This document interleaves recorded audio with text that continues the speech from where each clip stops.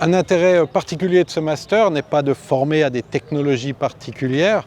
On ne va pas former des ingénieurs, mais on va essayer de comprendre le rôle de cette technologie. Donc c'est vraiment pour les décideurs, pour ceux qui ensuite devront créer, implémenter des smart cities. Donc avant de pouvoir prendre en main ces technologies, il faut commencer à comprendre, il faut comprendre également dans quel contexte on va s'inscrire. Il y a des contextes très larges géopolitiques, mais il y a aussi des contextes extrêmement locaux.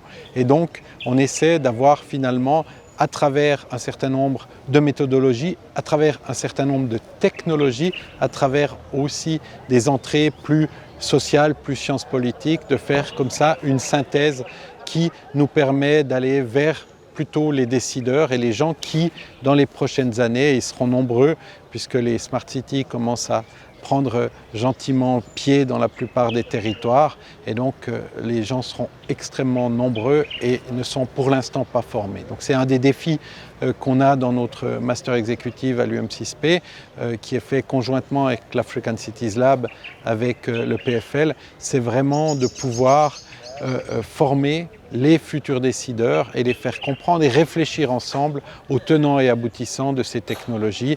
Et c'est de voir les technologies comme des outils et non pas comme des fins en soi, comme des objectifs. Et on essaie de ne pas confondre justement, comme on le fait souvent, à la fois le process, à la fois l'outil et l'objectif. L'objectif n'est pas la Smart City, l'objectif est la ville durable et finalement la technologie, la Smart City est un outil de cette ville durable.